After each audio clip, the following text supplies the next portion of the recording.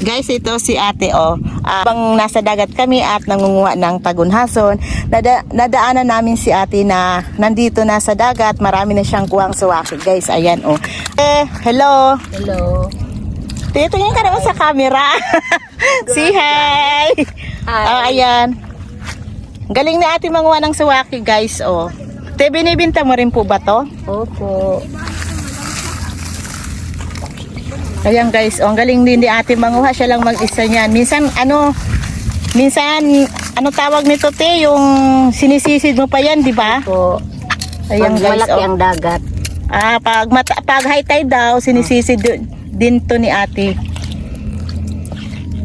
Lagi ka bang pumuputan dito sa dagat? Hindi naman. Pag low tide lang. Pag low tide.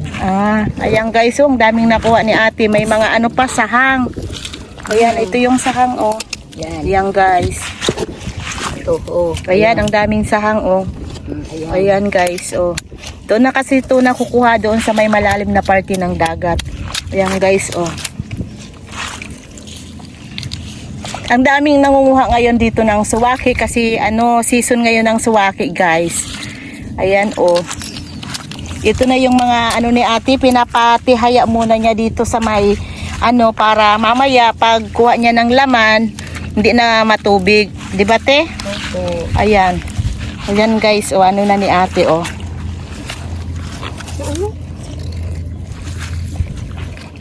Yan guys, tingnan nyo Yan.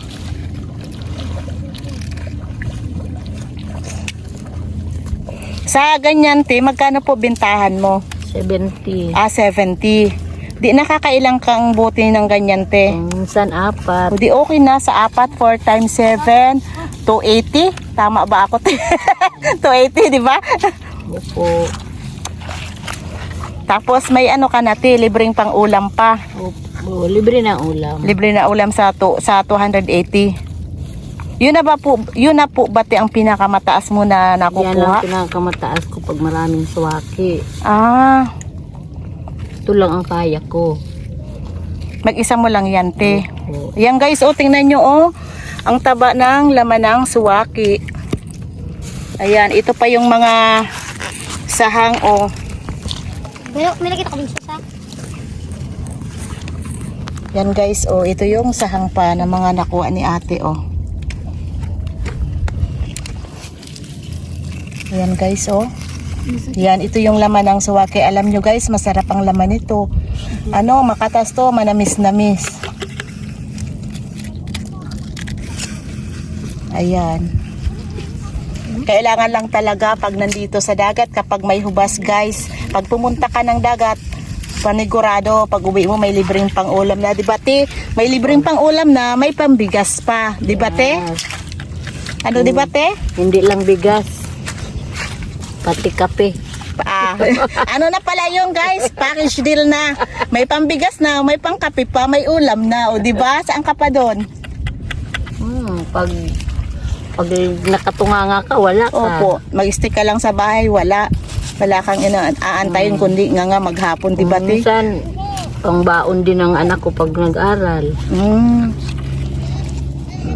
Pamasahe. Yan talaga tino, kailangan lang talaga magsikap at tiyaga tayo sa buhay para makaraos sa araw-araw. At least lahat ng ginagawa natin nasa Kaysa mangutang ka pa sa tindahan. di ba? Mangutang ka sa tindahan tapos may maririnig ka pa, di ba te? Ito libre na, may ulam na, may pambigas pa. Pag yung ba sa Tagalog? Ang alente. Yan, mahiguson. Masipag. Masipag. Maging masipag. Kailangan lang masipag pumunta dito sa magtiyaga at masipag pumunta dito sa dagat. Diba? Ayan guys, Mga ilang buti itong mo ngayong Ito, lahat tatlong bote. 3 bote, di may 210 na. Di may ilang kilong bigas na ang mabibili noon? 2 kilo. 2 kilo. Di, tapos may pangkape na kinaumagahan. May pamasahe pa ng estudyante Saan ka pa doon? Anong oras ka po pumunta dito ng dagat kanina? Mag-alas 3. Alas 3. Ngayon, 4 o'clock. 1 hour pa lang. Iyan na agad ang nakuha mo, di ba? Sa lang. Sa isang oras lang, nakadami na agad. Pag alam mo na kung saan yung suwaki. Alam mo na kung saan banda yung kinukuha na ng mga suwaki. Kaya madali lang ang paghanap mo. Mahirap yung hahanapin mo pa. Ako nga, te. May lugar pa na may lugar pa na nawala. May lugar din kasi. Di ba, te, doon banda sa may mga kulay brown na lusay? Wala doon. Wala. Dito lang sa mga green. Ayan. Mayroon man. Meron din. Meron din kaso lang lang pa isa-isa. Pa isa-isa dito. O, tingnan mo doon yung nakita ko din si tatay. Dampot lang ng dampot. Siguro nakadami na rin yun. Damo na ito. Marami na yun. Ayan guys, hanggang dito na lang. Salamat sa panonood nyo. Ayan si ate. Thank you for watching. Okay. Bye!